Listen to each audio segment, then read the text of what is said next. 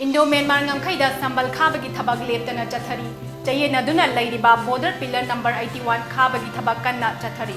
UCM yauna loop kayana border fencing makhatana khaba lepnaba haikiba leirabasu masigi ona tainabada makhatana thabak aduma paikhatpadi leptari chahi asigi hokiba August 18 da United Committee Manipur UCM ge President Joy Chandra Gonthojamna luchingba team amana Indo Myanmar border ngamkhai Kwaltha khunauda matam kayagi mamangdagi chayetnaduna lakliba border pillar number 81 asi yengsinbagi khongchat ama pangthoki border road task force BRTF na border pillar number 81 asidagi kilometer khara chatlaga inauna border fencing taunabagi thabak chatharamba thengnarakpa laikre